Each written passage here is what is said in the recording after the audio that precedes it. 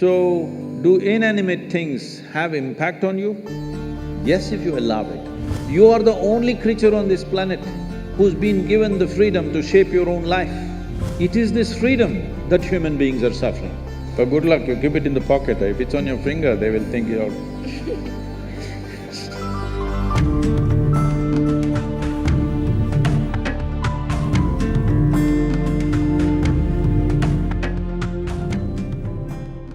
Sir, in the Indian society, when something goes wrong, for let's say someone is not well, so there are three types of people. Ones who go to the hospital, then there are the ones who rush to the temples, and then there are the third ones who rush to the astrologers. So we are actually taught from the beginning that inanimate objects and things around us have the power to control our lives. For example, for example, my mother, when 2 to 3 years back, told me to wear a ring which had the gemstones. I still have it on because, of course, because that's what mom has said. You need to take it off, otherwise the boys will think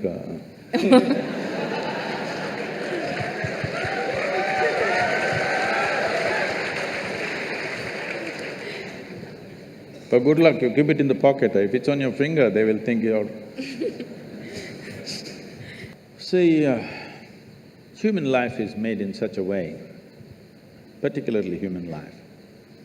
For all the animals, nature has fixed clear-cut path, what they can do, what they cannot do. Their lives happen between two lines. They cannot go below that, they cannot go above that. Within that they live. That's why they look so sure and certain, and they're peaceful.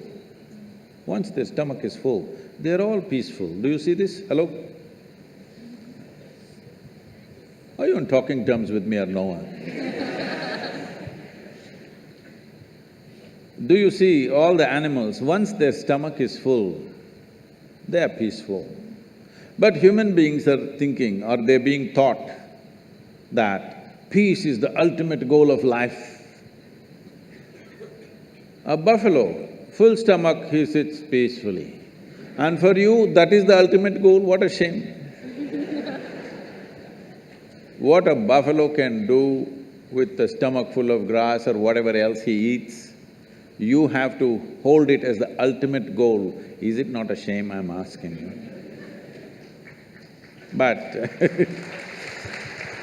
this is being taught like this, peace is the ultimate goal of your life. But coming to more fundamentals, if you're not peaceful today, can you enjoy your dinner today? No. Can you just enjoy walking down the street? Can you enjoy the company of a few people around you? No. If not ecstatic, at least you must be peaceful to enjoy anything in your life. So I'm asking, should it be the first step in your life or the last step in your life?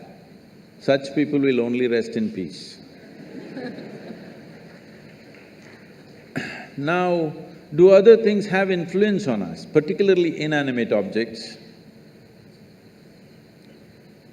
The gems and the diamonds and things like that, and also the planets. See, the nature of the planet has a certain influence on the life upon it.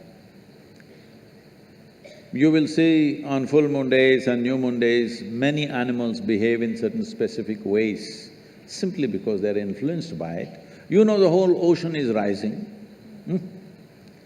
When ocean, which is millions and millions of tons of water, is able to rise, when 72% of your body is water, you think it won't rise at all? It does. So, I don't know if you're conscious of it, but in India, most people are, not only in India, in anywhere, wherever there are mental asylums and things, they are conscious of it. On full moon days and new moon days, people get exaggerated levels of disturbance in their minds. So people think new moon and full moon will cause madness. No, that's not the truth. If you're very loving, full moon day you will become more loving. If you're very joyful, On a full moon day, you will become more joyful. If you're a little crazy, you'll get little more crazy. Whatever is your quality gets little hyped on that day. So those who are romantic, they want full moon day. Those who want to meditate, they want full moon day. Those who are a little mad, they don't want full moon day. Essentially, it's hyping things up a little bit. Of course, today there is another kind of textbook science which is going on, which doesn't observe anything except what happens in the laboratory. These people are going on saying, this is all rubbish, this, that. No, if you pay attention to your own body, you will know, without looking up, without looking at the calendar, you will know when is full moon day, when is new moon day, by yourself, simply if you pay sufficient attention to your own system, because it's visible in your system. Certain behavior is there. But with a human being, the problem is, or people seeing it a problem, any possibility, if you do not explore that possibility, in your eyes, it looks like a problem. What is a problem is always a possibility, isn't it? You don't like it? What is a possibility? If you do not explore it, if you do not realize what is the possibility, it seems like a problem to you. So, do inanimate things have impact on you? Yes, if you allow it, because this is the human predicament that who you are is not determined by nature, it is left open for you. Left open for you means you are the only creature on this planet who's been given the freedom to shape your own life. Is it a small thing? This is a product of millions of years of evolution that today, after all these creatures from a single-celled animal, after these millions of forms, here we are sitting, this is the only creature which can shape its own life the way it wants. Every other creature has to live by the laws of nature. We can shape our own lives. It is this freedom that human beings are suffering. If you're suffering your bondage, it's all right. If you're suffering your freedom, you're a disaster, isn't it?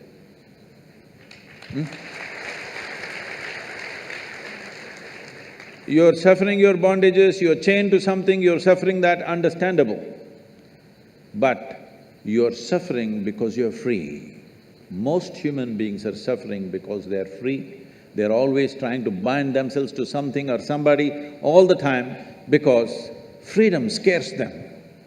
Because freedom is a pathless path. Freedom is an open terrain, there's no fixed line. Because there is no fixed pathway, most people feel terrified. But the highest value in human life is freedom, isn't it so? Hello? In this culture, the highest value in this culture is not God, not heaven. Mukti, moksha, liberation, freedom is the highest value. Established that no matter what you do, you must seek mukti. You can do whatever you do with your life, but all that process should be towards your liberation. You must be moving towards higher and higher levels of freedom on a daily basis. Otherwise, your life is not worth it because you're getting entangled with the process of life. Even if you go to heaven, it's an entanglement. See, I'm sure before you joined IIT, you're still keeping Bombay, right? I see. Before you joined IIT, when you have written your whatever entrance tests and stuff, only thing is somehow I want to get in, because it's like heaven, entering heaven. No matter what, I want to get in, that's the only thing I want. After you get in, see how many problems.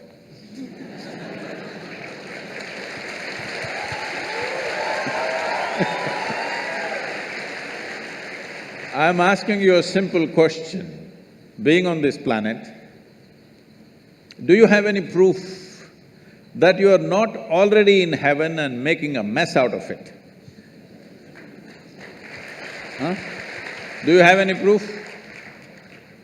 Suppose you took off from the solar system and look down at this solar system, whatever these 12, 14 planets and satellites and works, does planet Earth definitely look like a heavenly body among all these? Yes or no? So you're already on heaven and making a mess out of it, and now you want to go to another heaven. This culture does not value heaven, does not value God, values only freedom. We want to be even free from the creation and the creator. Mukti, moksha is the ultimate value because this is not a philosophical value, this is not a religious value, this is something every life is longing for. Only thing is, most human beings are short-sighted that they long for it in installments. See, whatever people are seeking right now, if they have nothing, they will say, if I get 100 rupees per day, Shiva, that's all I want, that's a prayer. 100 rupees fell. 100 rupees, fine, 3 days, 100 rupees, fine. 4th day, only 100 rupees, Shiva. What's the problem with you? Are you so stingy? At least 1,000 rupees a day. Okay, 1,000 rupee note, is it in legal tender, 1,000 rupee note? Huh? No, okay, 2,000 rupees fell. I don't want to get into trouble with that. Where is 1,000 rupees falling for Sadhguru? Where does he have? No, 2,000 rupees fell. You asked for 1,000, 2,000 fell. Wonderful Shiva, fantastic. After 10 days, only 2,000 rupees.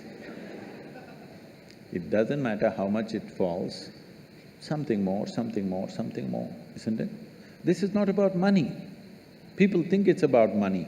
People think it's about wealth, power, pleasure, love, knowledge. No, these are all different currencies. Essentially, you're looking for expansion because you feel suffocated. If we keep you in the same place for too long, you feel suffocated, you want expansion, you want to be something more all the time. Yes or no? Always something more. Will you settle with fulfillment? No, you will look at the other planets, you will look at the new galaxies. So there is something within a human being which wants to expand limitlessly. That means it wants to be free, nothing else. Looking at this carefully, observing the nature of the life within, that it wants to expand in a limitless way, the only thing it is longing for is to become boundless. That means it's seeking freedom. That is why in this culture we established the highest value is mukti or moksha, which means liberation or freedom, not heaven, because heaven is just another place. Maybe little better accommodations, but same trouble after some time, isn't it?